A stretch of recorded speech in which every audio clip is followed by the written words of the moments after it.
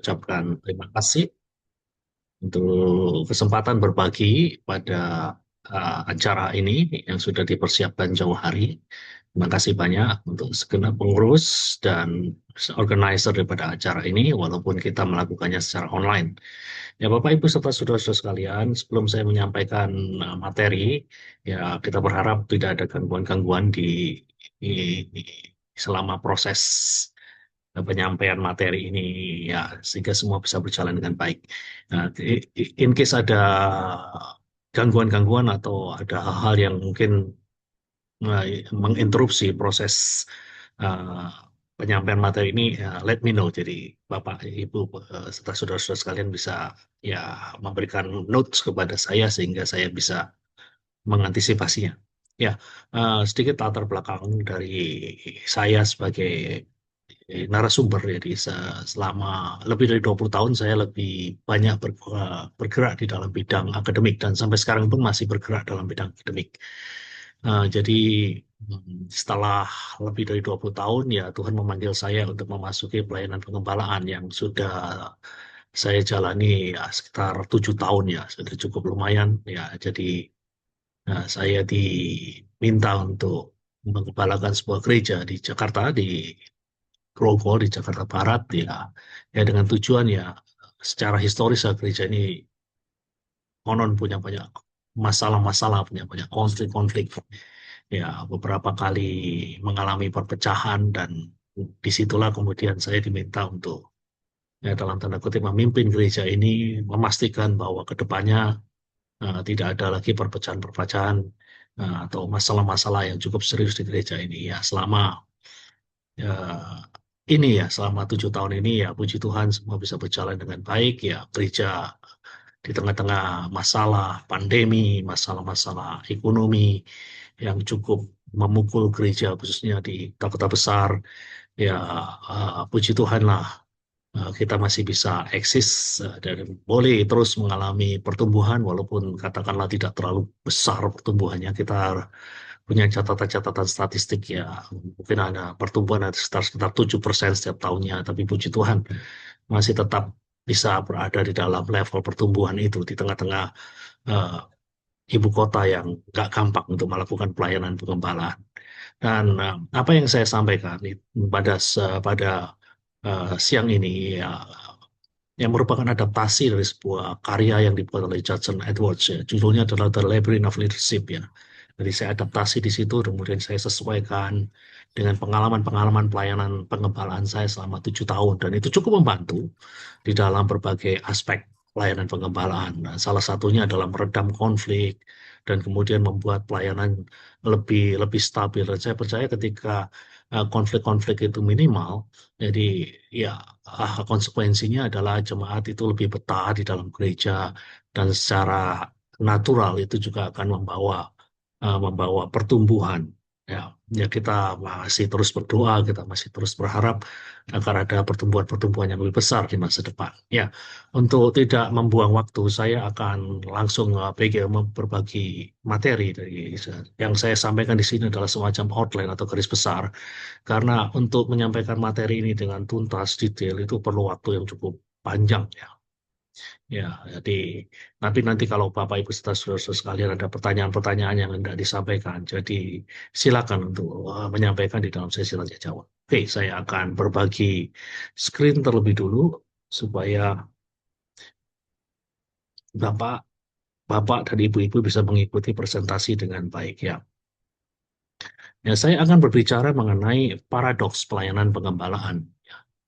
Paradoks pelayanan pengembalaan ini yang akan saya berikan jikalau nanti Bapak Ibu serta saudara-saudara sekalian membutuhkan materi-materi ini akan saya share supaya bisa dipelajari dengan lebih lanjut ya. Nah, saudara-saudara sekalian, pelayanan pastoral itu adalah pelayanan profesi ya. Saya sebut sebagai profesi dan juga sekaligus sebagai sebuah panggilan. Profesi dan panggilan yang sangat kompleks ya. Nah, di satu sisi pelayanan ini adalah pelayanan yang saya pandang sebagai suatu pelayanan yang rohani. Rohani maksudnya ada roh Tuhan yang memanggil kita untuk memasuki dalam pelayanan ini. Namun di sisi yang lain ada tekanan-tekanan emosional yang nggak gampang untuk dijalani, serta ada tuntutan-tuntutan institusional tuntutan-tuntutan organisasional yang gak gampang untuk kita hadapi sebagai seorang gembala. Dan banyak model kepemimpinan gereja itu hari-hari ini itu meniru kayak bisnis atau kayak militer yang menekankan kontrol dan kekuatan. Ya, situasinya mungkin berbeda katakanlah dengan 60-70 tahun yang lalu.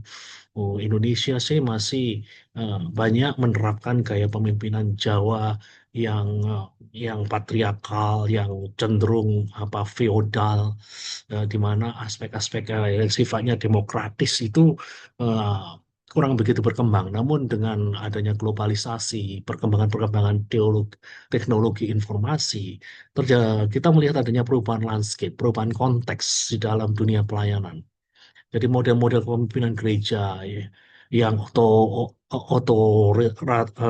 yang diktatorial, yang cenderung menekankan kontrol dan kekuatan ini sukar sekali diikuti oleh jemaat pada hari-hari ini.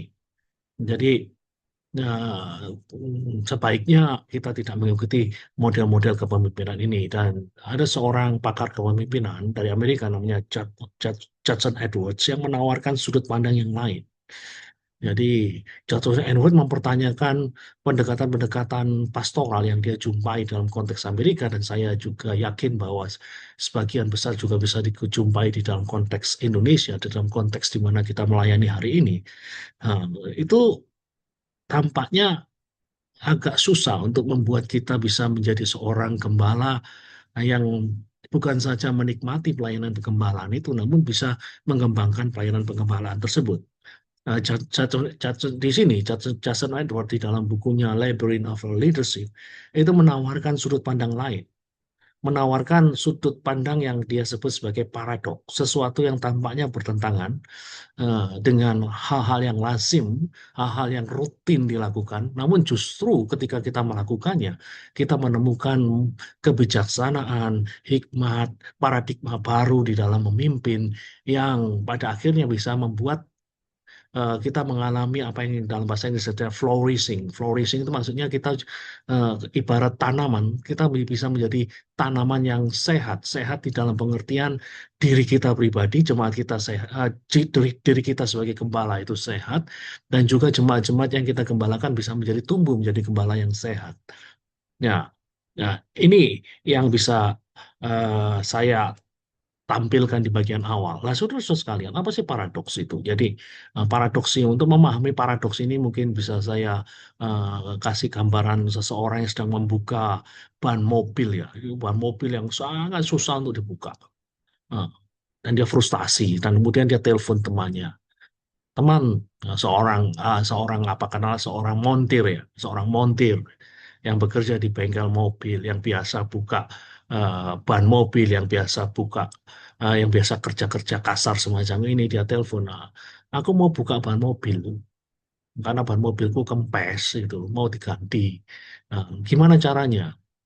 Nah, aku biasanya kan secara teori kan harusnya dibuka dengan apa yang disebut dengan berlawanan dengan arah jarum jam. Saya sudah coba tapi nggak bisa. Lalu temannya berkata, kamu lakukan hal yang sebaliknya. Jangan putar itu kunci itu, wah, kunci apa itu istilahnya, kunci shock gitu, dengan arah yang berlawanan dengan jarum jam. Tapi lakukan sesuatu yang kebalikannya, searah dengan jarum jam. Dan orang ini kemudian bertanya, loh, itu kan berarti bukannya membuka, tapi justru merapatkan itu.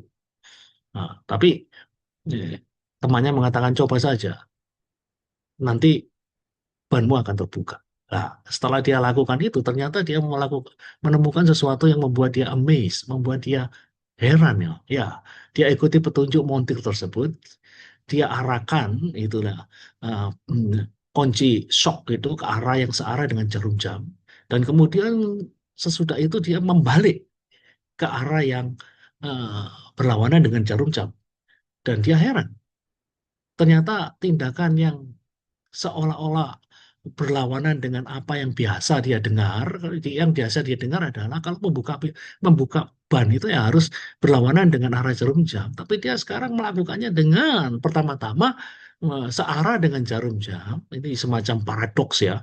Seolah-olah mau merapatkan, tapi pada saat dia kemudian pada langkah yang kedua membalik dengan arah yang berlawanan dengan jarum jam, ah, ban mobil tersebut terbuka. Ini yang disebut dengan paradok. Nah, jadi ini menjadi gambaran bahwa di dalam pelayanan, langkah-langkah yang terlihat salah ya, di mata tradisi, itu kadang-kadang justru menjadi sesuatu yang paling tepat, saudara-saudara sekalian. Dan kalau kita melihat di dalam uh, Alkitab, Alkitab kita juga banyak ketemu dengan kalimat-kalimat yang yang yang isinya adalah paradoks. Contohnya kelemahan di dalam kekuatan. Rasul Paulus berbicara mengenai dirinya yang lemah, namun pada saat yang sama adalah dirinya sebagai pribadi yang kuat. Kita juga melihat konsep memberi di dalam Alkitab yang ditampilkan di dalam kitab Amsal. Ada orang yang terus-menerus memberi namun tidak pernah kekurangan. Ada orang yang terus-menerus menyimpan tapi hidupnya selalu berkekurangan. Nah, inilah yang disebut dengan nama paradoks ya. Dunia mengatakan kalau kamu ingin punya banyak, ya jangan tabur banyak-banyak. Nah, simpan sebanyak-banyaknya. Itu dunia yang katakan. Namun kita melihat di dalam Amsal, kita melihat ada pernyataan yang mengatakan ada orang yang terus menabur dan tidak pernah kekurangan, ada orang yang terus menyimpan tapi dia senantiasa kekurangan. Semacam paradoks. Dan kita melihat di dalam dunia ini, kita melihat hal yang luar biasa. Orang-orang yang disebut sebagai filantropis, orang-orang yang mendonasikan begitu banyak dari hartanya, justru adalah orang-orang yang dikenal sebagai orang-orang yang terkaya di dunia. Orang-orang seperti Bill Gates, orang-orang seperti Warren Buffett, itu mendonasikan hartanya luar biasa sekali. Buku miliaran dolar dia donasikan. Namun yang menarik adalah bahwa walaupun mereka memberi begitu banyak, harta mereka tidak berkurang signifikan. Jadi mereka terus menjadi orang-orang yang berada di dalam urutan teratas orang-orang yang terkaya di dunia. Nah, itulah paradoks ya. Nah, tujuan presentasi yang saya tampilkan pada siang ini adalah menggoncang pola pikir kita agar kita berani keluar dari rutinitas pelayanan yang mungkin sudah nggak lagi efektif ya. Oke, nah saudara-saudara sekalian, ada 21 paradoks pelayanan. Dari 21 21 paradoks pelayanan ini, sebagian akan saya bahas secara lebih detail, sebagian mungkin hanya singkat saja karena keterbatasan waktu.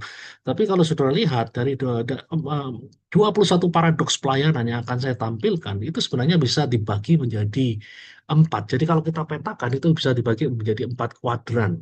Yang keempat kuadran yang pertama itu hal yang terkait dari paradoks-paradoks yang terkait dengan dimensi pribadi dari seorang pemimpin rohani, dimensi pribadi daripada seorang gembala sidang, dan kemudian ada dimensi relasi, hubungan.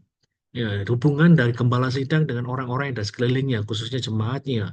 Kemudian ada dimensi organisasi yang terkait dengan sistem di mana mereka ada, pendekatan-pendekatan sistemik yang mereka eh, punyai. Dan kemudian ada dimensi praktek pelayanan kesehari-hariannya, hal yang terkait dengan khotbah, hal yang terkait dengan penata layanan, dalam hal ini hal yang terkait dengan pemberian, hal yang terkait dengan pemberdayaan jemaat. Nah, apa yang saya tampilkan ini sebenarnya bisa dimasukkan di dalam empat kuadran ini. Nanti coba saudara masukkan sendiri kira-kira paradoks nomor satu ini di mana, paradoks nomor dua ini di mana, paradoks nomor tiga ini di mana, dan seterusnya.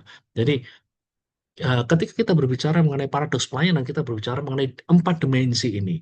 Dimensi pribadi, dimensi relasi, dimensi organisasi, dan dimensi praktek. Nah, sekarang mari kita lihat secara cepat saja paradoks-paradoks tersebut, 21 paradoks tersebut. Saya harap di dalam waktu 75 sampai 95 menit kita bisa cover ini semua. Ya, paradoks yang pertama adalah paradoks kepemimpinan. Ya, kalau dinyatakan, kalau di statementnya seperti ini, semakin keras Anda mencoba mengendalikan sebuah kelompok, semakin sedikit kendali yang Anda miliki. Jadi semakin keras pendekatan Anda, keras pendekatan Anda, katakanlah gaya bulldog ya, gaya bulldog ya, yang penuh dengan kontrol. Ya, kontrol keras itu di dalam setting pengembangan itu punya potensi memicu reaksi dan perpecahan. Gaya kepemimpinan bulldog itu, gaya pemimpinan bulldog seperti anjing penjaga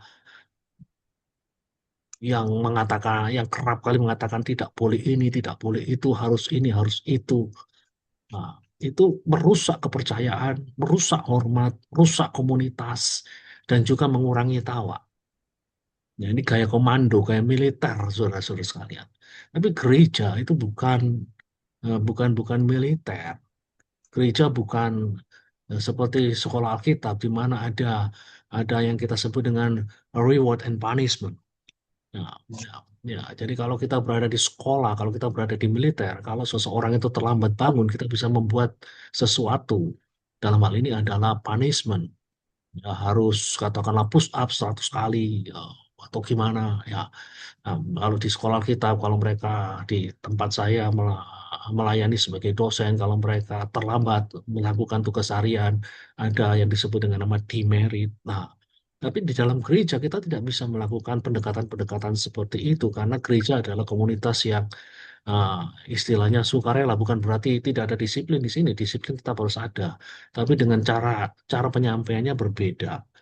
Nah, jadi bukan dengan seperti gaya komando militer, tapi pendekatan kita seharusnya lebih ke arah servant leadership, kepemimpinan hamba. Jadi yang perlu Apa kita itu? lakukan, Geser dari model komando ke servant.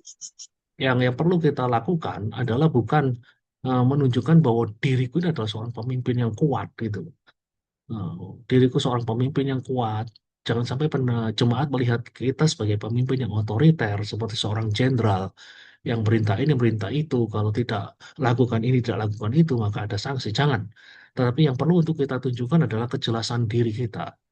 Panggilan kita jelas, nilai-nilai yang kita pegang jelas. Jadi kalau saudara-saudara sekalian mengembalakan sebuah gereja harus ada nilai-nilai, nilai-nilai. Ya, salah satu nilai yang ada di dalam gereja kami adalah order, ketertiban. Jadi nilai itu harus jelas. Di dalam order ini maksudnya apa? Jadi kalau mereka mau melakukan katakanlah misalkan mau izin nggak melayani itu ada caranya, ada prosedurnya. Nah, itu loh. Jadi harus ada kejelasan, kejelasan diri Anda sebagai pemimpin, kenapa Anda melakukan ini, dan kemudian nilai-nilai. Jadi perlu, jadi setiap gereja itu punya nilai-nilai.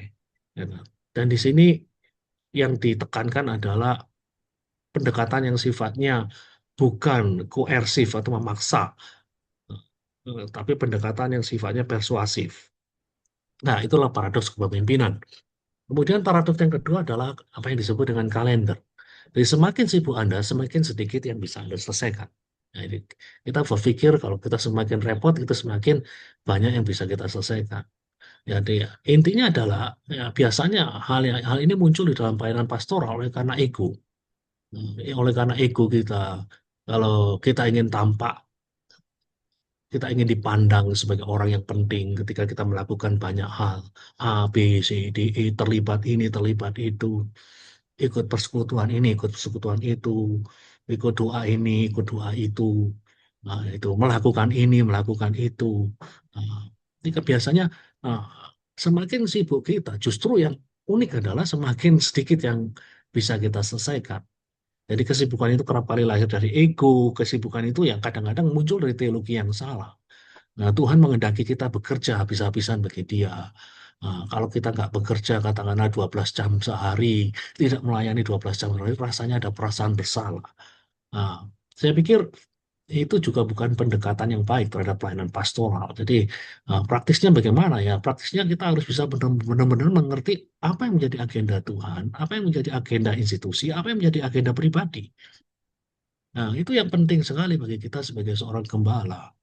Jadi agenda Tuhan di dalam hidupku, agenda Tuhan untuk jemaatku itu apa? Dan ini harus dibedakan daripada agenda institusi. Institusi itu ya katakanlah Anda berada di GPDKI, GPDKI, atau Anda ikut institusi-institusi yang lain yang punya agenda-agenda sendiri. Ya, ya, dan pertanyaannya adalah apa agenda itu sejajar dengan agenda yang Tuhan taruh di dalam dirimu. Nah, itulah. Kemudian itulah sebabnya yang perlu diprioritaskan justru hal-hal yang sangat mendasar, back to the basic. Menjadi seorang gembala itu ini yang penting untuk kita eh, fahami. Itu ada priority, ada prayer, kemudian reading the Bible, reading books, kemudian berkhotbah, keluarga, dan juga jangan lupa istirahat. Istirahat itu penting sekali untuk memulihkan diri kita yang kadang-kadang mengalami burnout karena kita bekerja terlalu berat. Nah, dan bermain. Nah, berapa banyak sih ada begitu banyak kesaksian dari gembala-gembala ketika mereka semakin sibuk, semakin sedikit yang bisa mereka capai.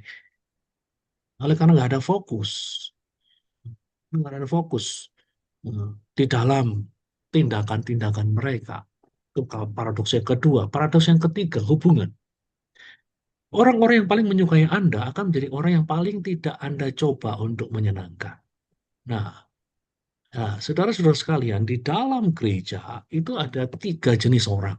Di dalam jemaat yang Anda gembalakan, itu ada tiga jenis orang yang disebut dengan nama energizers yang pertama. Ini orang-orang yang memberi semangat dan energi positif kepada Anda. Orang-orang yang selalu mendukung Anda.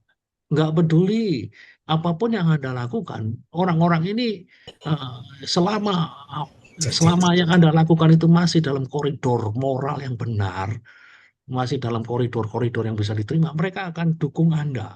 Nggak banyak resek, orang-orang ini nggak banyak mempertanyakan apa yang Anda lakukan, selalu support Anda. Nah, ini yang disebut dengan energizer. Sudah lihat itu gambarnya seperti baterai yang penuh. Dan kemudian ada yang disebut drainers yang sebelah sana. Ya, drainers itu lawannya, energizer. Orang-orang yang menguras energi emosional Anda, yang selalu kritik. Anda benar dikritik, Anda salah dikritik, Anda lakukan sesuatu dikritik, Anda tidak lakukan sesuatu dikritik. Anda kebanyakan makan dikritik, Anda sedikit makan dikritik. Nah, itu loh. Ini yang disebut dengan trainers ya, trainers, orang-orang yang menguras energi emosional dan spiritual pendeta secara terus-menerus. Itu Anda pasti akan ketemu orang-orang yang seperti itu. Dan yang ketiga adalah justru ini yang paling banyak itu berada di tengah, regular folks yaitu mayoritas jemaat yang hadir, yang berpartisipasi dikatakan mendukung ya mendukung, tapi dikatakan trainers juga enggak. Ya, ya, jadi mereka berada di tengah-tengah yang ya aktif tetapi tidak terlalu mendukung dan juga nggak terlalu banyak mengkritik. Ini kebanyakan jemaat itu berada di sini. Nah, yang menarik adalah menurut penelitian itu banyak pendeta, banyak gembala yang menggunakan sebagian besar waktunya untuk menangani yang trainers ini. Ini loh. Orang-orang yang menguras energinya. Padahal apapun yang mereka lakukan mesti salah gitu. Nah, ini yang perlu untuk saudara pahami. Makanya eh, jangan sampai kita eh, mengejar persetujuan trainers ini. Jadi mengubah diri Anda menjadi pribadi yang mereka inginkan. Ya, jadi jadi secara praktisnya, jadi kita harus bisa mengenali jemaat-jemaat kita yang trainers itu mana, yang regular fox itu mana, yang energizer itu mana. Nah, dan yang perlu kita lakukan adalah jangan sampai kita terlalu melibatkan diri kita ke dengan yang trainer ini. Jadi, bukan berarti Anda menjauhi, enggak, tapi Anda harus menjaga ritme relasi Anda dengan diri orang-orang ini, dengan trainer ini. Nah, justru yang harus kita perhatikan, menurut saya adalah orang-orang yang berada di dalam kelompok energizers dan regular folk inilah yang harus perhatikan. Kalau yang trainers ini ya jalin relasi seperlunya, jangan gunakan banyak waktu untuk berusaha menyenangkan mereka karena sukar sekali untuk menyenangkan mereka. Nah, daripada saudara stres, mikirin orang-orang yang terus mengkritik Anda, kenapa Anda tidak pikirkan energi Anda untuk melihat orang-orang yang selalu mendukung Anda, yang disebut dengan energizer, dan orang-orang yang punya potensi untuk mendukung Anda, yang disebut dengan regular fox itu. Nah, itu hal yang penting yang untuk kita pahami. Nah, kemudian yang keempat adalah paradoks kecemasan. Jadi semakin sedikit Anda mengkhawatirkan gereja, maka gereja Anda semakin baik gitu. Jadi ini menarik sekali ya. Jadi kadang-kadang kita terlalu cemas terhadap sesuatu. Misalkan kita mau membuat suatu program baru, katakanlah mau mengganti kursi eh, dan perlu duit, itu loh. Kadang-kadang kita sebagai gembala itu terlalu cemas. Ada nggak duitnya? Gimana? Nanti kalau muncul resistensi dan sebagainya. Ya, dan begini saudara-saudara sekalian, kecemasan itu menular. Jadi kecemasan itu punya potensi seperti virus, gampang menular. Jadi ketika Anda cemas, ya jemaatmu juga cemas gitu. Ya. Jadi sebagai seorang pemimpin bukan berarti kita nggak boleh cemas, boleh sedikit cemas, tetapi cemas yang berlebihan tidak boleh. Nah, semakin sedikit Anda mengkhawatirkan gereja, itu paradoksnya semakin gereja itu akan semakin baik. Gitu. Nah, ya, jadi seorang pemimpin gerejawi itu harus selalu optimis ketimbang pesimis. Pesimis itu kadang-kadang make sense. Nah, ya, kalau Anda pernah baca bukunya Morgan Housel, The Psychology of Money, itu saudara melihat hal-hal yang menarik ya, bahwa sejarah itu lebih banyak dibentuk oleh optimisme ketimbang pesimisme itu. Nah, ya, ya, contohnya dulu di era 98 kita bicara mengenai Krismon begitu pendekatan-pendekatan yang pesimis, pendekatan-pendekatan ini pesimis ini yang banyak diikuti oleh orang gitu loh.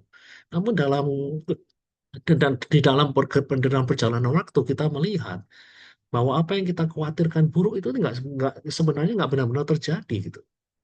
Nah, jadi kalau kita lihat sekarang secara umum ya, apa yang kita jalani hari ini lebih baik dari apa yang kita jalani sebelum 98. Dalam hal transportasi, dalam hal apapun. Nah, itu. Ya, jadi sebagai seorang pemimpin kita boleh cemas, oh, itu natural, manusiawi, tetapi jangan sampai cemas itu berlebihan. Pemimpin yang cemas itu menaikkan tegangan sistem itu. Nah, sedangkan pemimpin yang tenang menjadi penurun tegangan.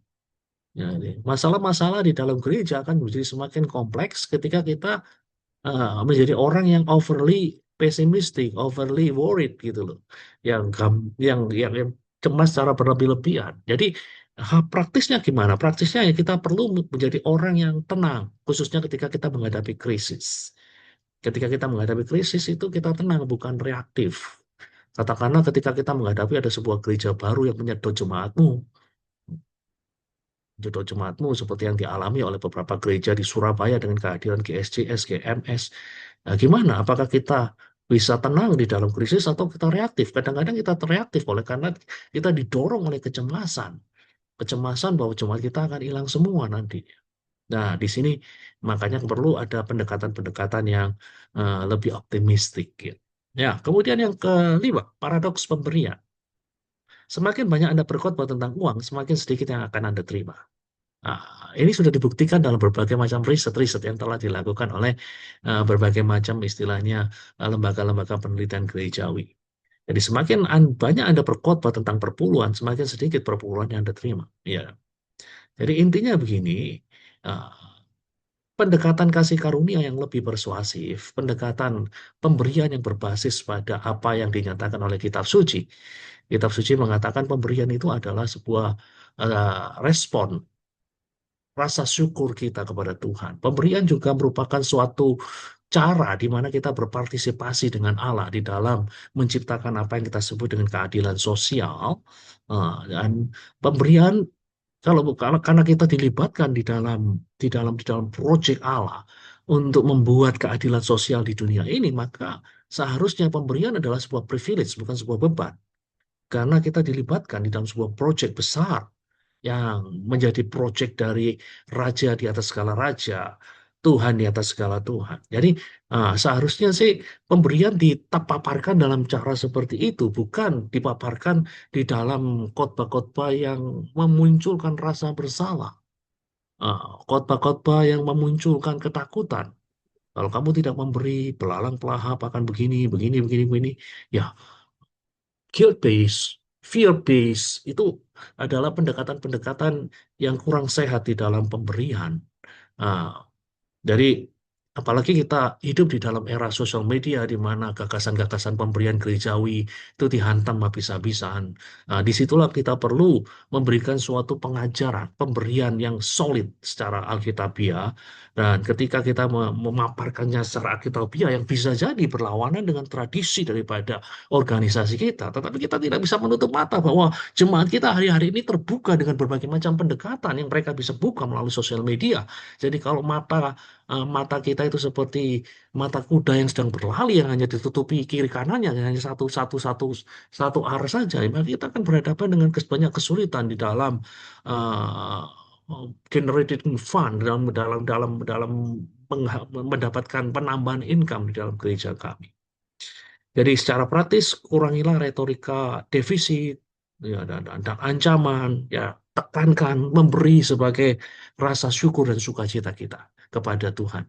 Ya, itu yang saya terus-menerus tanamkan kepada jemaat saya, memberi dengan sukarela dan sukacita. Jangan memberi berdasarkan apa tadi? Takutan. Jangan memberi oleh karena rasa bersalah. Jangan memberi oleh karena motif-motif yang tidak benar. Teologi yang pancing, lempar teri dapat kakap dapat hiu, lempar hiu dapat paus, lempar 100 dapat 1000, lempar 1000 dapat 10.000, lempar 10.000 dapat 1 juta. Iya kalau dapat, kalau nggak dapat gimana? Nah, itu saudara-saudara sekalian. Ya, kemudian paradoks yang keenam, paradoks berkhotbah.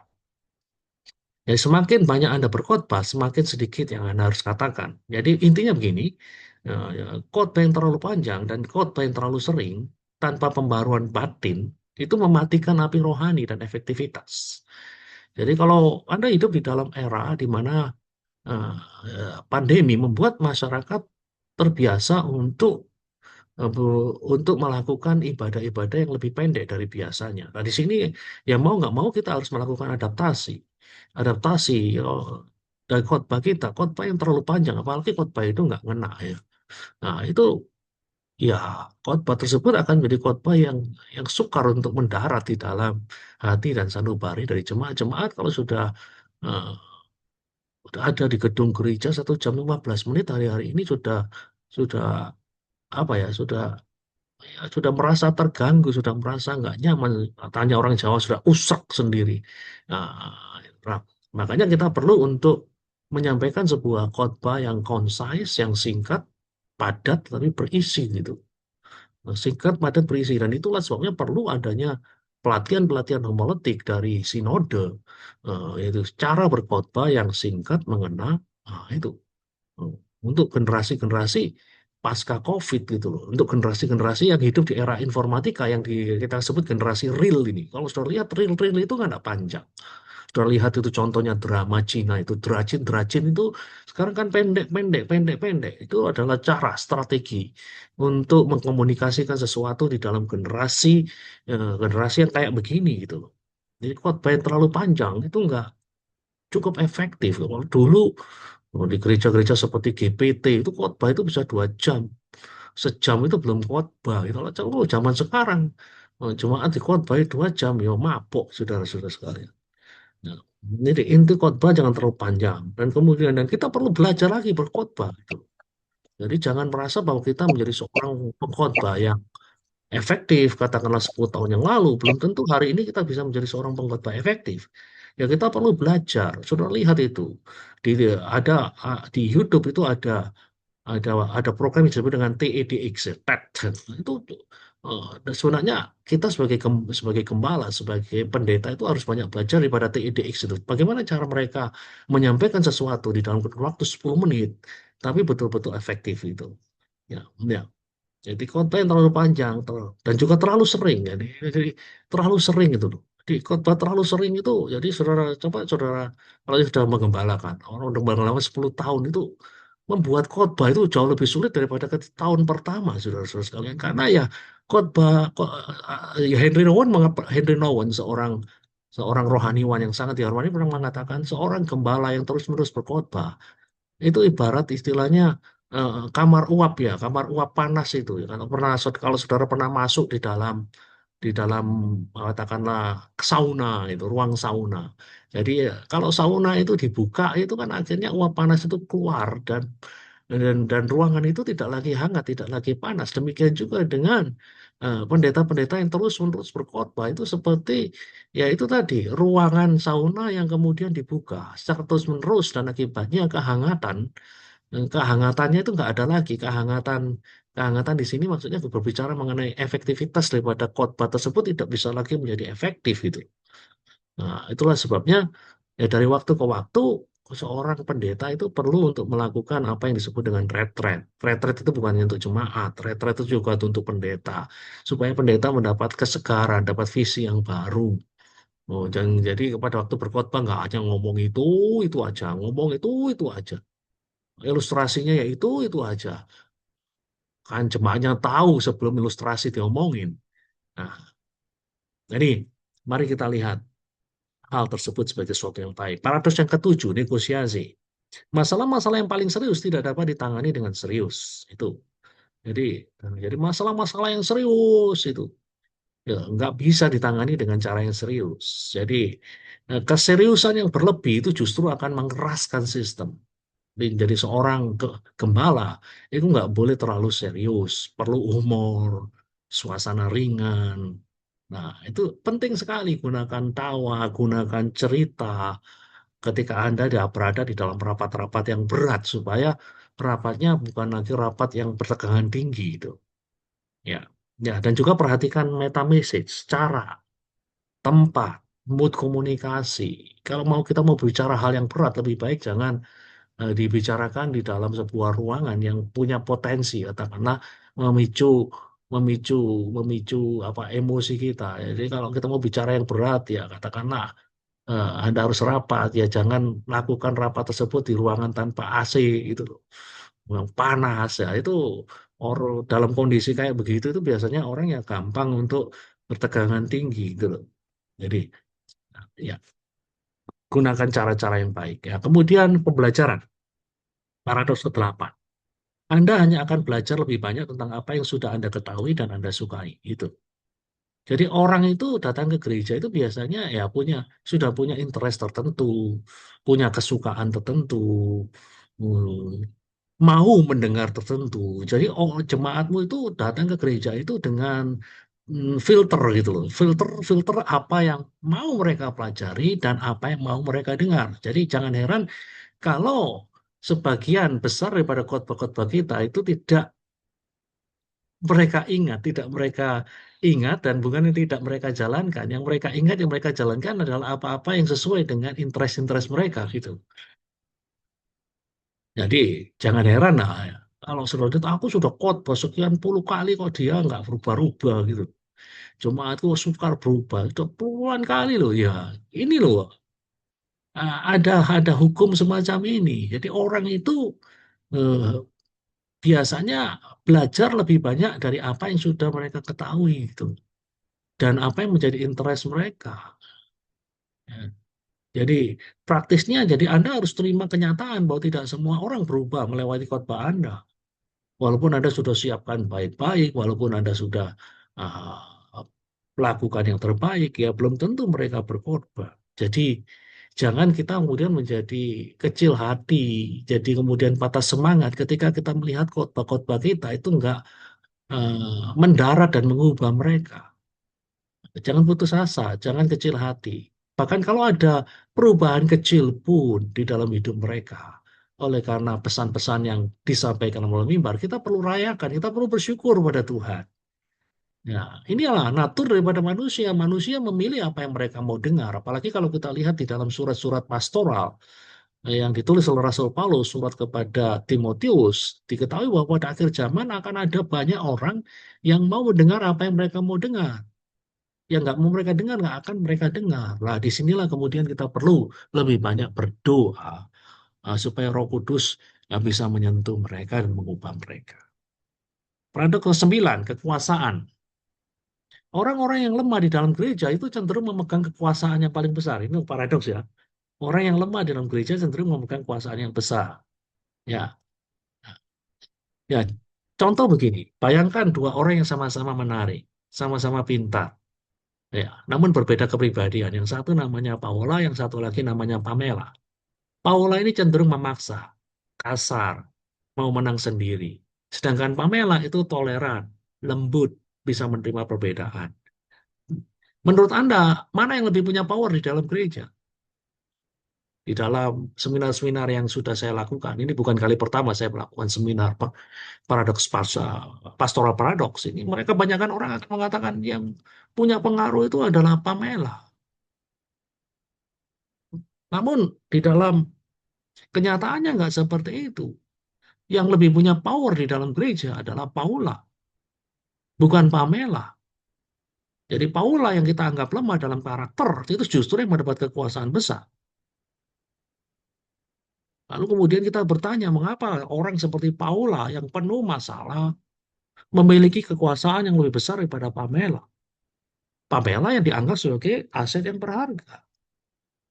Pertanyaannya adalah apakah orang-orang gereja begitu buta terhadap masalah dan aset kayak begini? Itu loh. Sebenarnya ini bukan suatu suatu hal yang aneh. Mereka-mereka yang belajar mengenai eh, leadership and management, mengenal apa yang disebut dengan fenomena leverage of the dependence. Itu anggota terlemah dan paling berpengaruh dalam sistem apapun akhirnya mendapatkan manfaat terbesar dan karenanya kekuasaan yang terbesar. Jadi biasanya anggota yang terlemah inilah yang mendapat keuntungan yang paling banyak, mendapat perhatian yang paling banyak. Contoh di dalam keluarga, kalau Anda punya 4 orang anak, 3 orang anak itu nggak bermasalah, dengar-dengaran, nah, kemudian toleran. Biasanya perhatian kita itu tidak lebih banyak diarahkan pada 3 yang toleran, yang punya pengertian, tapi kepada satu satu yang iso karpe karpe dewi egois itu biasanya yang mendapat keuntungan ini yang begini. Jadi kalau kita katakan mau pergi mau makan, nah, yang mau makan ini biasanya yang 3 itu kan nggak terlalu pusing mau makan di mana aja oke lah. Tapi kalau yang ketiga yang nomor satu ini nggak didengerin gitu loh. Mau menangnya sendiri ini jadi masalah. Jadi perhatian kita lebih banyak diarahkan pada yang satu ini. Demikian juga kalau saudara mengajar di kelas. Perhatian kita lebih banyak biasanya diarahkan pada mereka yang punya masalah. Nah, mereka yang bermasalah, mereka yang disebut dengan troublemaker, yang mendapat perhatian yang lebih banyak. Ya, sedangkan yang banyak kan yang nggak troublemaker ya mungkin nggak terlalu banyak kita perhatikan. Jadi kita melihat di dalam gereja pun begitu, di dalam gereja pun begitu. Orang-orang seperti Paula inilah yang justru mendapat kekuasaan yang terbesar, mendapat perhatian yang terbesar itu loh. Mendapat toleransi yang terbesar. Kadang-kadang orang-orang apalagi di dunia timur ini akhirnya memilih untuk mengalah daripada ribut-ribut lah. Wes, ya kita ikuti aja apa maunya gitu loh. Namun dalam jangka panjang hal-hal semacam ini justru akan menimbulkan masalah di dalam gereja. Jadi kita harus mengerti ini. Jadi gimana praktisnya menghadapi masalah ini? Ya kita harus bisa memetakan aktor kunci yang menjadi sumber masalah. Dan kita sebagai seorang gembala itu tidak boleh tunduk pada manipulasi yang biasanya dimainkan oleh orang-orang kayak begini. Nah, jadi kita harus tegas itu. Nah, jadi kalau perlu kita harus berani berkata, kamu harus berubah. Nah, nah, kalau kamu nggak mau berubah, saya katakan, nah, ya ruang pengembalaan Yesus itu bukan hanya di gerejaku. Gereja yang lain juga menjadi ruang pengembalaan Yesus. Cari orang yang cocok dengan kamu. Ya, ya. Bukan berarti kita ngusir. Enggak, kita nggak ngusir. Kan kita mengatakan ruang pengembalaan Yesus luas. Kalau kamu mau ada di sini, ya kamu harus taat pada sistem, pada kebijakan. Tapi kalau enggak, ruang pengembalaan Yesus. Saya pernah lakukan hal semacam itu. Dan dampaknya bagus gitu. Dampaknya bagus. Kehadiran meningkat di dalam depan ini seorang ketua departemen ya, yang harus saya hadapi dengan ketegasan di sini. Ruang pengembalaan Yesus luas. Jadi silakan Anda pilih. Ya, you mau di sini, ya you harus tunduk. You nggak mau tunduk. Ruang pengembalaan Yesus luas. Dan ketika dia betul-betul out, keluar, kita melihat justru di dalam organisasi yang dipimpinnya itu terjadi pertumbuhan yang berdua kali lipat. Ya, jadi jangan sampai kita tunduk pada manipulasi. Kemudian paradok yang 10 masalah atau paradok issues ya. Issues itu bisa diterjemahkan masalah. Hal yang paling ingin kita dorong dengan agresif biasanya nggak bisa kita paksakan. Jadi kadang-kadang kita sebagai gembala itu punya keinginan yang begitu kuat dan kadang-kadang kita mendorongnya secara agresif. Namun hal yang terjadi justru sebaliknya. Isu yang kita dorong secara agresif itu justru memicu resistensi gitu. Memicu resistensi. Nah, ada seorang kawan yang baru saja cerita kepada saya itu demi meningkatkan apa? Meningkatkan income dari gereja. eh, Gembala sidang menuntut setiap pelayan harus memberikan persepuluhan, persepuluhannya kalau nggak mau ya sudah nggak boleh melayani. Ya, ini menimbulkan resistensi. Resistensi bukan bukan berarti saya mengatakan apa yang dikatakan oleh Pak Gembala itu salah, enggak. Tapi cara dia mendekati isu ini kurang tepat, terlalu agresif. Nah, seharusnya dia menggunakan pendekatan bertahap dengan dialog lebih dulu, dengan kelompok kecil, dengan teladan hidup. Tidak melakukan hal-hal tersebut dengan istilahnya gembar-gembor di atas mimbar, yang justru akibatnya adalah resistensi. Peningkatan nggak naik, jemaat-jemaat yang tadinya rajin melayani akhirnya menarik diri dari pelayanan. Nah, ini yang disebut dengan paradoks ke-10 masalah. Kemudian paradoks yang 11, putusan. Pernyataan orang jarang harus memilih di antara benar yang salah, benar dan yang salah.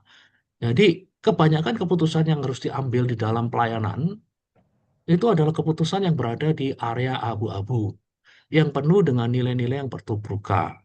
Nah, gimana kalau saudara dihadapkan dengan kasus, katakanlah, seorang datang kepada Anda dan mengatakan, Pak, suami saya setiap hari mukulin saya, bahkan dia mau mengancam membunuh saya. Apakah boleh saya meninggalkan dia? Apakah boleh saya menggugat cerai sama dia? Karena kalau saya nggak lakukan ini, ya saya mengalami penganiayaan yang luar biasa dan jiwa saya itu terancam, Pak. Diambil palu mau pukul kepala saya. Gimana? Ini kan kita bicara masalah bukan bukan masalah benar dan salah yang bisa dengan gampang diselesaikan, tetapi kita berhadapan dengan area abu-abu yang penuh dengan nilai-nilai yang bertubrukan itu. Ini yang perlu untuk diselesaikan. Nah, dan di sini eh, praktisnya adalah kita sebagai pendeta itu eh, bertindak sebagai pembimbing yang memampukan jemaat kita melakukan WWK. WWK itu maksudnya discerning. Discerning dalam bahasa Inggris, dalam bahasa Indonesia digunakan istilah WWK. WWK maksudnya discerning. Discerning maksudnya bisa membedakan mana suara Tuhan dan mana yang bukan merupakan suara Tuhan. Nah, kita sebagai pendeta tidak boleh menjadi hakim, gitu. Harus begini, harus begitu. Masalahnya kamu nggak ngalami itu, gitu loh. Oh, kamu firman Tuhan mengatakan tidak boleh, tidak boleh, harga mati. Harga mati dan akhirnya dia mati betulan. Lalu siapa yang tanggung jawab? Seperti yang pernah terjadi di Blitar pada waktu yang lalu ketika seorang jemaat wanita meminta advice dari gembalanya. Apakah dia harus dalam tanda kutip, untuk istilahnya meninggalkan suaminya atau tidak? Karena kalau dia tinggal suaminya, dia nyawanya terancam dan pendeta mengatakan harga mati. Sesuai dengan firman Tuhan. Iya betul sesuai dengan firman Tuhan, tapi kenyataannya ya memang orangnya itu mati betulan gitu loh. Mati betulan dianiaya oleh sang suami. Lalu kalau kalau kasusnya kayak begini yang ini salahnya siapa? Gitu loh. Jadi kadang-kadang kita sebagai pendeta itu nggak boleh ya istilahnya menggampangkan masalah. Jadi sebagai pendeta kita harus mengajar pada jemaat kita bagaimana untuk mencari kehendak Tuhan. Hmm. Membantu mereka di dalam doa dan refleksi dengan semangat empati. Kalau saya berada di situ gimana?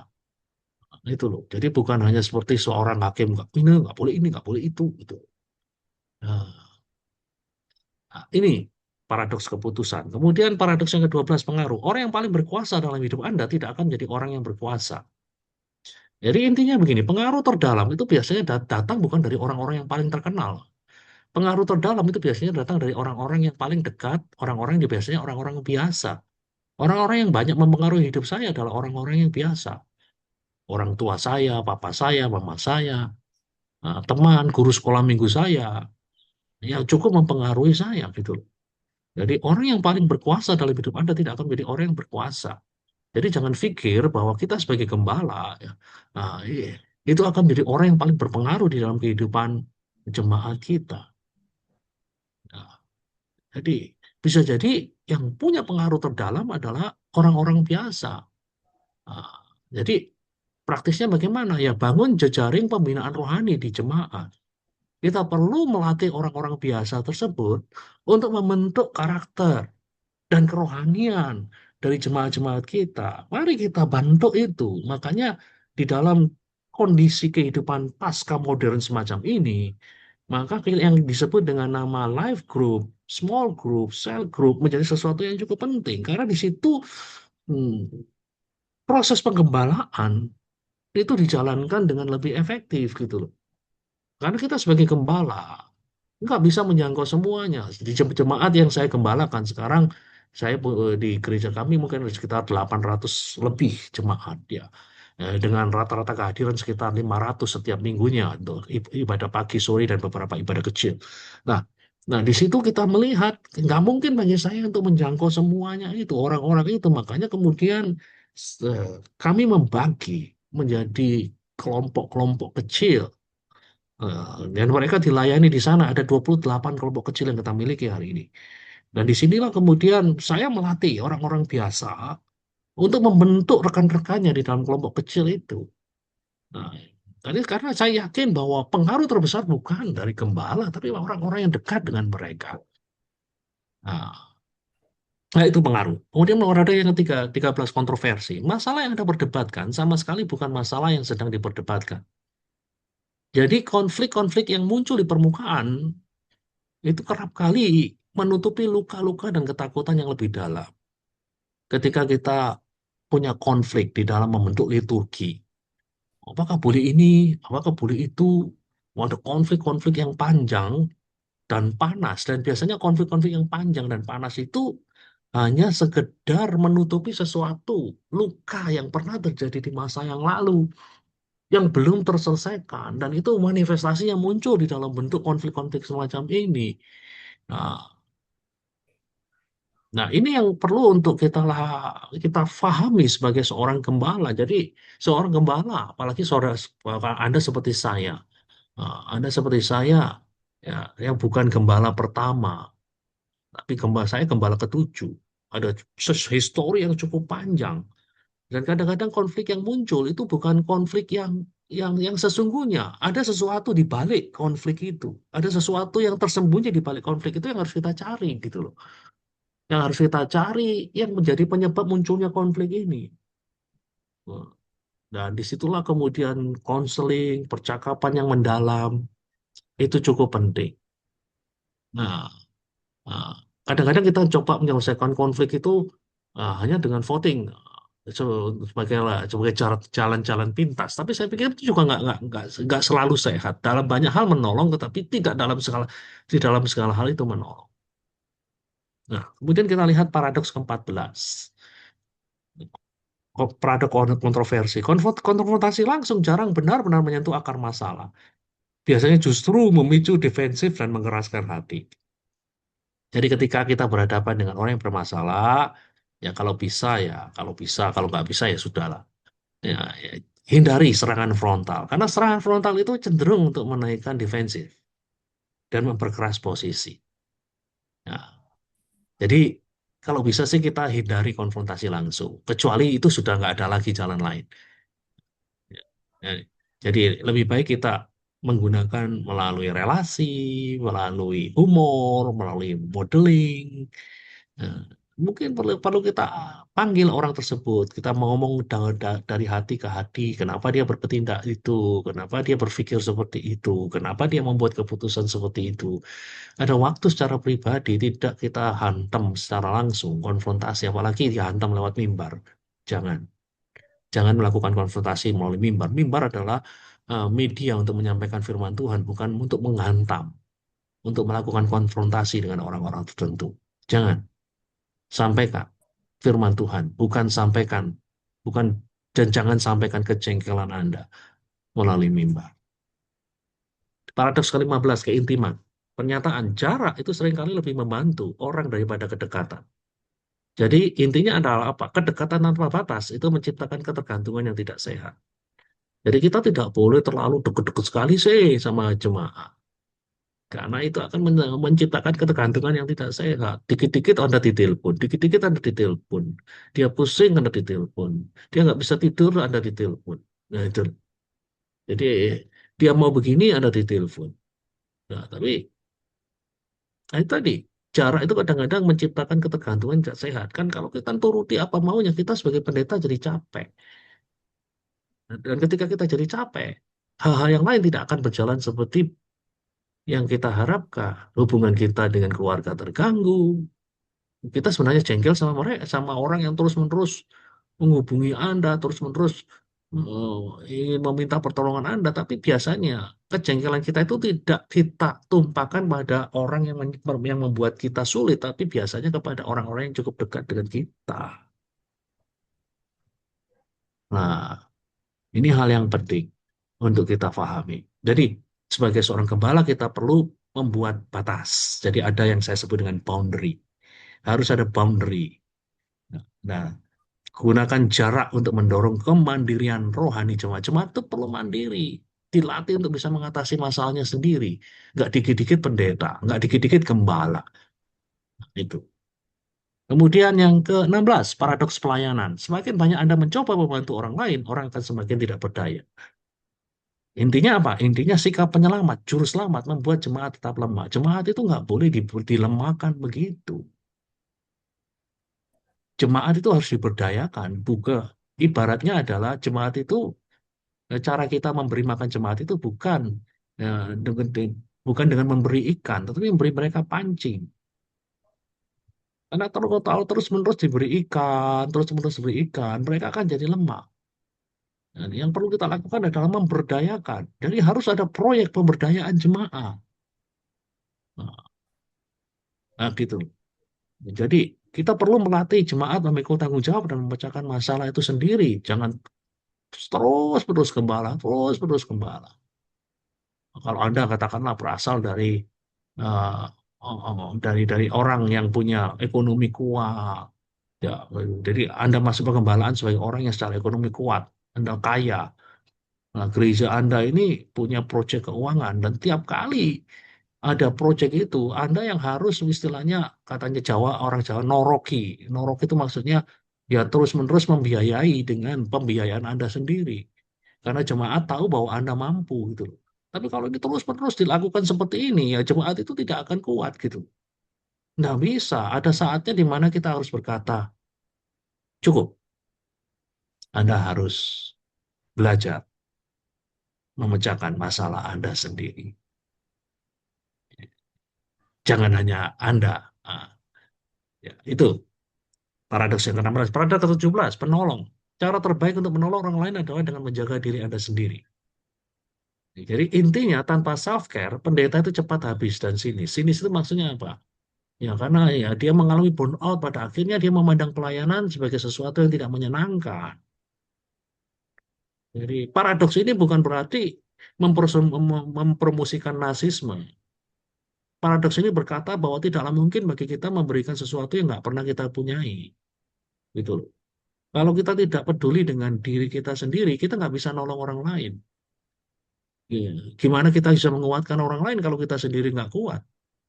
Gimana kita bisa memberi semangat orang lain sementara diri kita nggak ada semangat?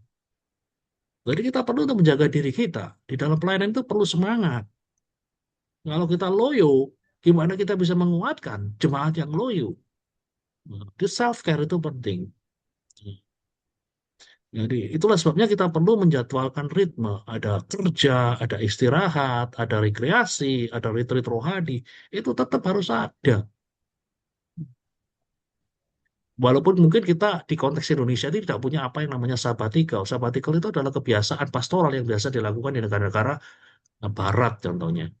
Di mana seorang pendeta setelah mengembalakan 5 tahun, mereka diberi kesempatan setengah tahun untuk cuti. Ya, cuti dan kemudian ya, mereka bisa melakukan apa-apa yang bisa melakukan penyegaran bagi diri mereka. Dan ini harus menjadi budaya bagi gereja. Ya, nah, kita harus menghargai. Termasuk kalau kita punya staf pastoral, kita pun harus menghargai mereka. Kalau Senin libur ya, kalau bisa sih ya jangan dikasih kerjaan-kerjaan tambahan kecuali sesuatu yang sifatnya darurat. Ya, kalau dalam kondisi normal ya, izinkan mereka libur, izinkan mereka menikmati waktu-waktu bersama dengan keluarga mereka atau diri mereka sendiri. Jangan sampai kemudian pelayanan pastoral ini mengambil begitu banyak korban. Yang menjadi korbannya justru gembala-gembala atau pelayan-pelayan pastoralnya. Paradoks ke-8 organisasi. Semakin terorganisir jemaat, semakin sedikit yang dapat dicapai. Oh, aneh ya. Semakin terorganisir jemaat, semakin sedikit yang dapat dicapai. Intinya apa? Struktur itu dapat berubah menjadi lubang hitam yang menyedot energi dari misi gerejawi. Jadi begini, gereja mula-mula itu bukan sebuah bisnis. Nggak ada gedung, nggak ada karyawan yang dibayar. Nggak ada piramida, piramida, piramida manajemen hierarkis, tidak ada iklan, tidak ada organisasi formal. Gereja mula-mula adalah tentang people, tentang orang. Gereja itu sifatnya pribadi, bukan institusi. Nah, gereja modern itu khususnya gereja-gereja berskala menengah dan besar itu kerap meminjam model-model bisnis sebagai acuan organisasi. Pada satu sisi memang ada ketertiban dan keteraturan, namun pada sisi yang lain ada keterbatasan dalam ruang gerak loh. Ini yang kadang-kadang tidak kita sadari. Karena kita begitu mau mengejar ketertiban dan keteraturan, namun pada sisi yang lain keterbatasan ruang gerak. Dengan berkata begini bukan berarti Alkitab menolak organisasi, enggak. Rasul Paulus dalam surat-surat kepada jemaat di Korintus membahas perlunya organisasi dalam ibadah agar tidak terjadi keributan dan kekacauan. Sementara di dalam surat-surat pastoral ada petunjuk bagaimana menjalankan organisasi gerejawi dengan baik melalui pemilihan penatua dan diaken dengan cara yang tepat. Namun yang menjadi masalah dewasa ini adalah terlalu banyaknya aturan dan birokrasi itu membuat gerakan gereja jadi begitu lambat. Nah, tiga hal yang buruk bila birokrasi gereja itu rumit. Gereja menjadi lebih terpesona dengan pemeliharaan. Yang menjadi patokan sekarang bukan apa yang menjadi keinginan roh, melainkan inilah kebijakan kami, inilah SOP kami, inilah tata gereja dan peraturan rumah tangga, peraturan pelaksanaan kami.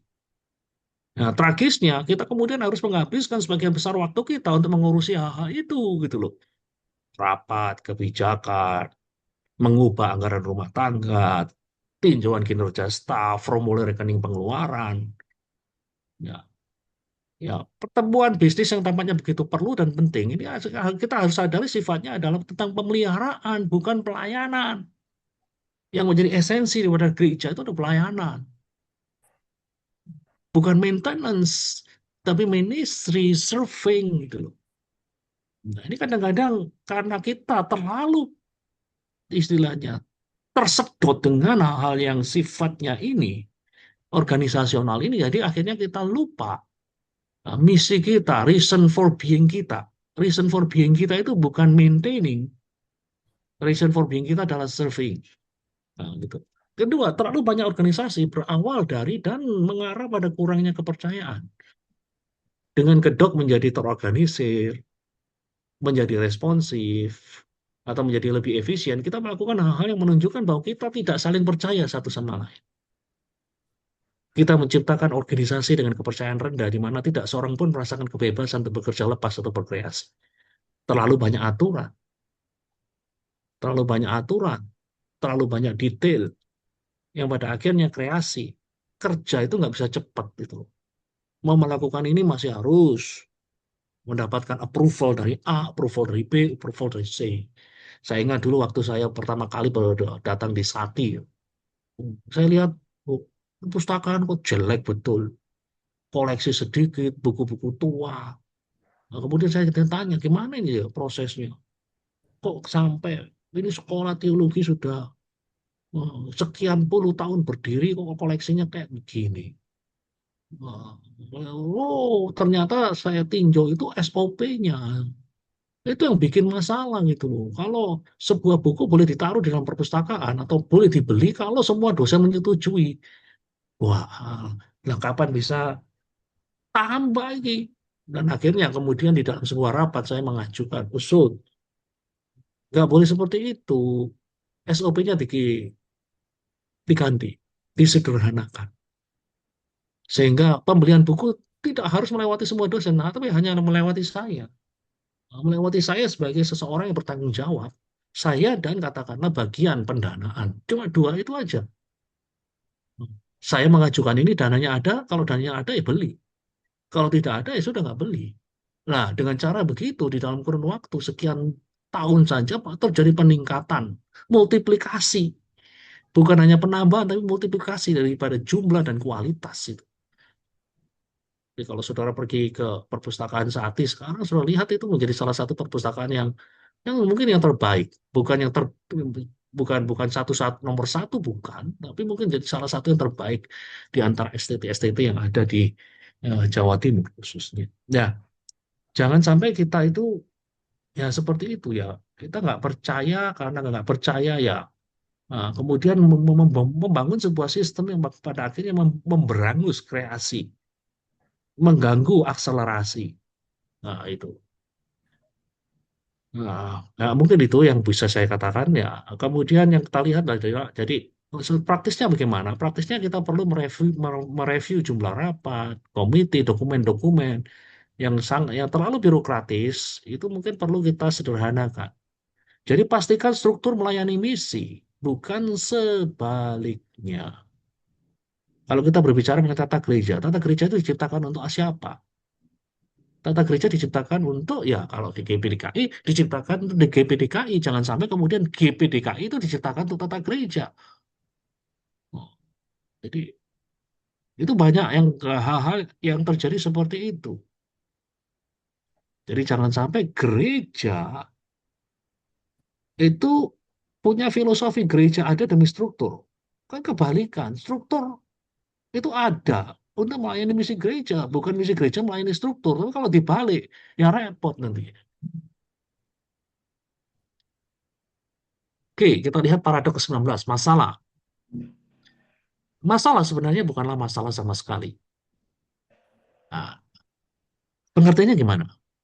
Pelayanan penggembalaan itu tidak sama dengan pelayanan ahli reparasi HP ya, yang menerima HP rusak, yang memperbaiki, dan setelah beberapa waktu HP itu berfungsi normal kembali.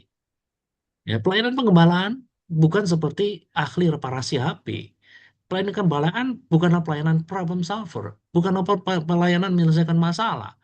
Pelayanan penggembalaan itu tidak berurusan dengan masalah, melainkan dengan kesulitan. Lalu Anda bertanya kepada saya, apa sih Pak beda nih masalah dan kesulitan? Nah, saya kutip pernyataan dari seorang yang namanya Richard Ferson. Dia mengatakan salah satu pelajaran yang paling berharga di antara banyak pelajaran berharga lainnya yang saya pelajari dari filsuf Abraham Kaplan adalah membedakan di antara masalah dan kesulitan. Masalah dapat dipecahkan, kesulitan dapat diatasi.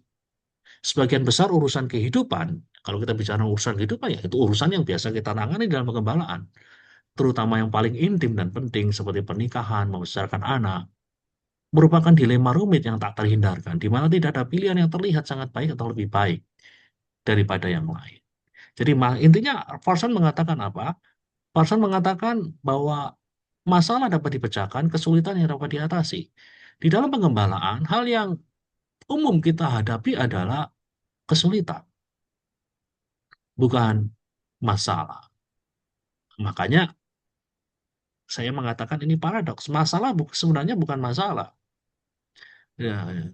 Karena kita berhadapan dengan kesulitan. Kita contohnya katakanlah kita berhadapan dengan seseorang yang ditinggal mati, ya, katakanlah suami istri.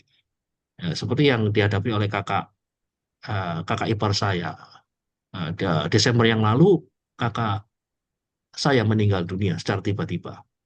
Nah, ini di sini ya, kami berhadapan dengan kesulitan, bukan berhadapan dengan masalah. Karena saya nggak bisa menyelesaikan masalahnya. Masalahnya apa? Saya nggak bisa menghidupkan kakak saya yang sudah meninggal, yang sudah dikubur, nggak mungkin lagi dia hidup. Nah, ini gimana saya sebagai seorang hamba Tuhan dan juga sebagai adik ipar, itu menolong dia untuk melewati kesulitan ini.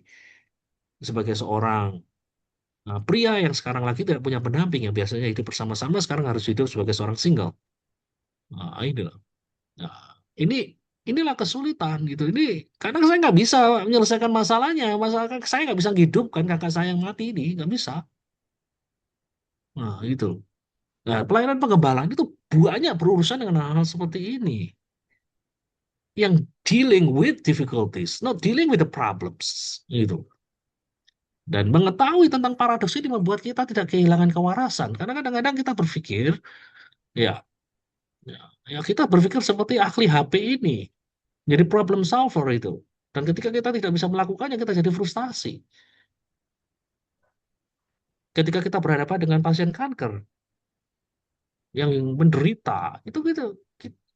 Kita tidak selalu bisa menjadi problem solver. Kita tidak bisa selalu kemudian menumpangkan tangan. Doa, selesai. Kankernya hilang. Dalam kenyataan nggak seperti itu. Dalam banyak kasus, kita berhadapan dengan orang-orang yang masih harus melakukan kemoterapi. Ya, itu. Bahkan di antaranya mungkin harus berhadapan dengan maut gitu. Mereka menghadapi kesulitan seperti ini. Dan gimana kita sebagai seorang gembala memahami pelayanan kita. Ini yang disebut dengan paradoks masalah. Sebenarnya kita tidak banyak berhadapan dengan masalah. Masalah bukan masalah. Bagi seorang gembala, gembala itu lebih banyak berhadapan dengan kesulitan, difficulties. Kalau kita menggunakan taksonominya Farson. Paradoks ke-20, waktu. Semakin tidak penting suatu masalah, semakin banyak waktu yang akan dihabiskan untuk masalah tersebut. Oh, ya, menarik sekali. Biasanya gereja itu cenderung menghabiskan waktu untuk isu-isu yang remeh, isu-isu receh, saudara-saudara sekalian. Sedangkan hal inti itu terabaikan. Hmm, Dekor, ribu. Kostum, ribu. Untuk Natal konsumsinya seperti apa? Ribut. Nah, hal-hal yang tidak penting di dalam pelayanan pastoral itu justru lebih banyak menyedot waktu. Gitu. Jadi, apa yang harus kita lakukan? Batasi waktu untuk diskusi kecil yang kurang begitu penting. Biarin aja lah. Dengan kata lain, masalah-masalah kecil itu jangan saudara angkat. Ya, biarin aja nanti akan mati sendiri gitu.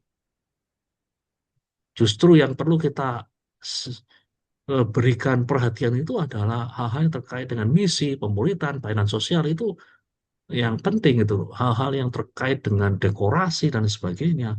Kalau dari ribut-ribut biarin lah, yang nanti biar mati sendiri.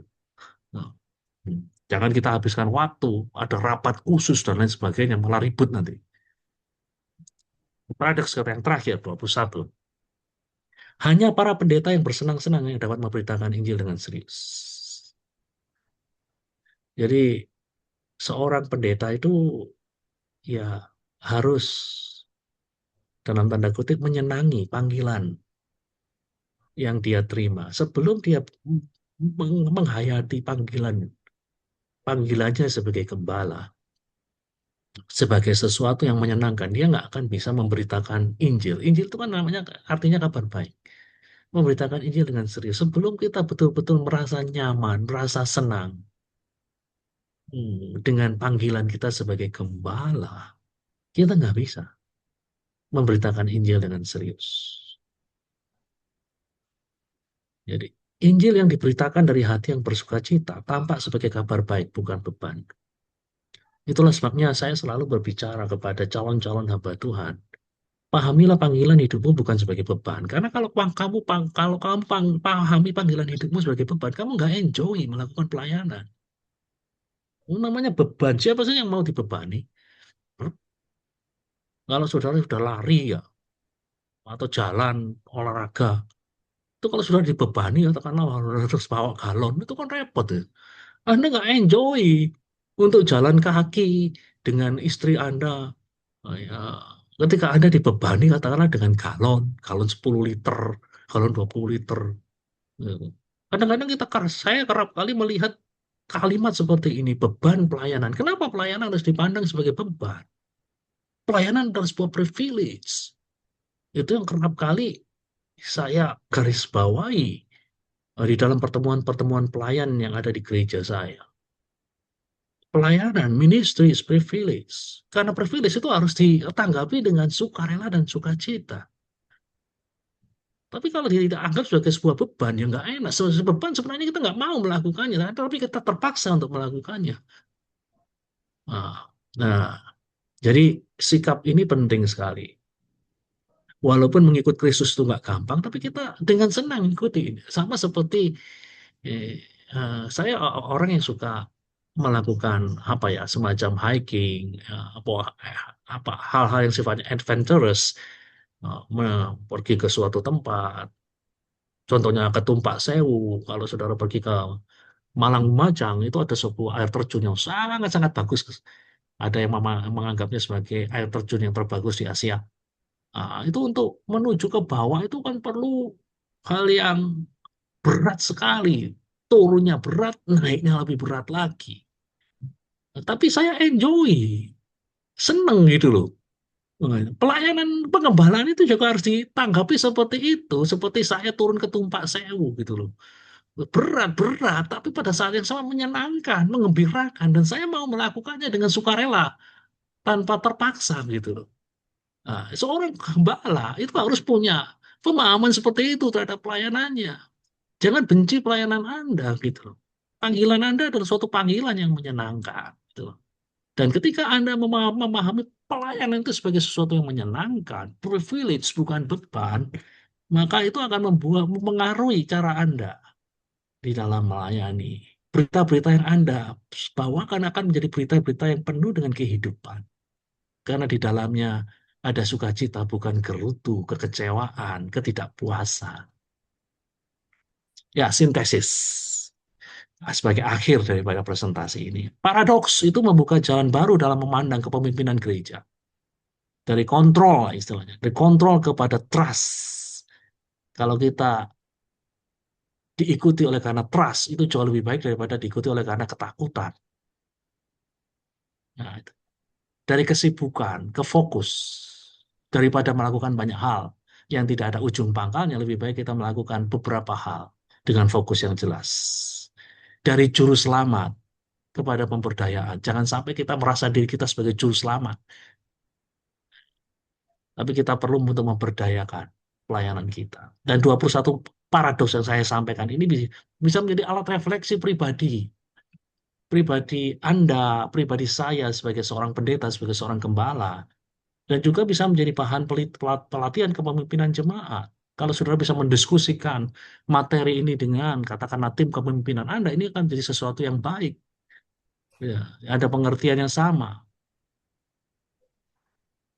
Dan pada akhirnya kiranya materi ini bisa menjadi sesuatu yang berguna bagi Bapak, Ibu, serta saudara-saudara sekalian. Saya serahkan pada host.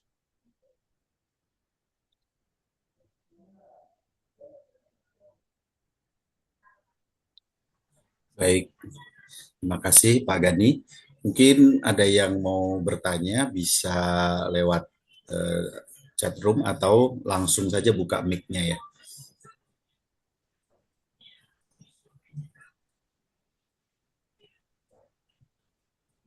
Apakah ada? Silakan.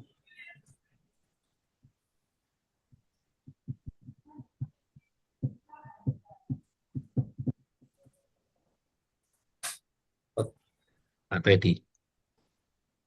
Silakan Pak Teddy.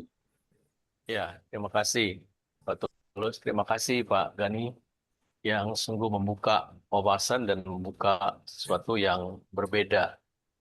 Nah, apakah dalam sebuah pelayanan melihat agar kita bisa melihat sesuatu yang kurang tepat yang seharusnya kita lakukan, apakah kita perlu seperti konsultan seperti itu? Nah, misalnya kalau uh, sebuah bisnis atau sebuah hotel misalnya seperti itu. Nah, lambat majunya, kenapa tamu-tamu tidak datang ke segan atau apa. Jadi biasanya kan perlu sebuah konsultan untuk melihat lebih jeli lagi di mana titik-titik lemahnya agar untuk kita memperbaiki. Nah, apakah gereja juga sama seperti itu atau bentuk apa begitu? Terima kasih. Ya, ya kalau memiliki sumber-sumber khususnya sumber-sumber finansial, ya tidak ada salahnya kalau kita istilahnya berkonsultasi dengan seorang konsultan. Dari seorang tujuan daripada mengundang seorang konsultan adalah mereka bisa melihat dari jauh gitu loh. Dari jauh, sementara kita cenderung untuk melihat dari dekat ya. Kadang-kadang pandangan dari dekat itu tidak menyingkapkan semuanya, gitu. Um, jadi kadang-kadang pandangan dari dekat itu terlalu subjektif, dan pandangan dari jauh yang dilakukan oleh seorang konsultan, nah, itu kadang-kadang lebih objektif, dan itu bisa menolong. Jadi saya pernah terlibat di dalam konsultasi sebuah gereja. Ada beberapa gereja yang mengundang saya sebagai konsultan, dan nah, saya melihat hal-hal yang tidak mereka lihat gitu. Tidak melihat hal-hal yang mereka lihat, dan kemudian saya kasih tahu ini yang seharusnya Anda lakukan. Dan ketika mereka melakukan, ada perubahan-perubahan yang lebih baik di dalam bidang-bidang yang sudah saya sarankan. Jadi, fine kalau misalkan punya sumber-sumber, karena biasanya mendatangkan konsultan itu kan juga perlu duit, perlu apa, dan sebagainya. Tetapi kalau tidak bisa, ya kita bisa melakukannya sendiri dengan apa yang kita sebut dengan self-assessment itu. Dengan melakukan istilahnya asesmen diri pribadi. Nah, seperti yang biasa dilakukan di sekolah-sekolah di dalam proses akreditasi, itu kan ada yang namanya self-assessment. Jadi mengakses diri kita sendiri, mengetahui kelemahan kita apa, kekuatan kita apa, kemudian mengetahui tantangan-tantangan yang kita hadapi, mengetahui mengetahui kesempatan-kesempatan yang kita punya yang kerap kali disebut dengan istilah SWOT itu, SWOT itu. Nah, kalau kita nggak bisa mengundang konsultan, kita bisa ya bicara internal atau di sini kan ada sinode, sinode bisa mengutus orang-orang yang diajak berdiskusi dan melihat permasalahan-permasalahan yang ada dan kemudian memberikan masukan-masukan. Ya begitu. Itu Pak. Baik, silakan yang lain lagi. Saya sebenarnya ada Pak Gani. Tadi ada tiga hal apa ya saya lupa. Cuman saya tulis yang ingatnya yang keduanya. Terlalu banyak organisasi berawal dari dan mengarah pada atau kurangnya kepercayaan. Justru sebenarnya saya mau tanya yang nomor satunya. Contoh konkretnya apa gitu. Yang dua ini sih udah ada contohnya, tapi yang pertamanya malah belum ada. Kembalikan ini yang gereja menjadi terpesona oleh pemeliharaan. Gitu. Ya, iya betul. Gereja lebih terpesona oleh pemeliharaan. Jadi biasanya sih kecenderungan kita adalah contohnya ini pernah menjadi masalah di gereja kami ya, mengenai penggunaan mobil. Nah, penggunaan mobil itu kan ada SOP-nya, tetapi SOP yang kemudian dilakukan terlalu ketat itu ya pada akhirnya kemudian menghalangi gerakan-gerakan dari pelayanan. Pelayanan nggak bisa jadi fleksibel, pelayanan nggak bisa jadi cepat karena harus nunggu approval A, approval B, karena kebijakannya seperti itu. Itu yang pernah kami alami. Nah, makanya tadi lebih ke arah kepada pemeliharaan, mana yang satu dengan yang lain itu nggak kemudian bertengkar dan sebagainya. Eh, pada satu sisi itu hal yang baik, tetapi jangan sampai itu menjadi ekstrim. Jadi sampai ekstrim sampai kemudian tidak ada fleksibilitas. Nah, karena SOP-nya begitu, itu loh katakanlah. Pokoknya SOP-nya begini gitu loh. Kalau nggak gini nggak bisa gitu. Nah, nah, ini jadi jangan sampai organisasi itu ada demi pemeliharaan, organisasi ada itu demi pelayanan gitu. Jangan sampai kemudian yang namanya SOP gerejawi kemudian mengalahkan pelayanan tadi itu. Ini ada orang yang harus cepat dilayani, tapi gara-gara SOP nggak bisa cepat dilayani gitu. Nah, ya, makanya saya tidak anti organisasi, tetapi organisasi ini harus dibuat sedemikian rupa, jangan sampai kemudian menjadi penghalang daripada misi gerejawi kita. Reason for being kita itu apa gitu. Reason for being kita adalah untuk serving gitu. Nah, maintaining itu perlu, tetapi itu di second line gitu, di garis yang kedua, bukan di garis yang pertama gitu loh. Jadi kalau ada pilihan di antara maintaining dan serving, maka servingnya yang diutamakan itu. Hmm. Itu yang bisa saya sampaikan, Pak. Siap, jelas. Oke, satu lagi pertanyaan jika ada.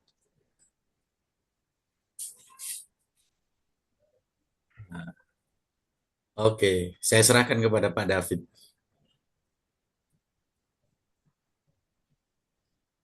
Baik, puji Tuhan.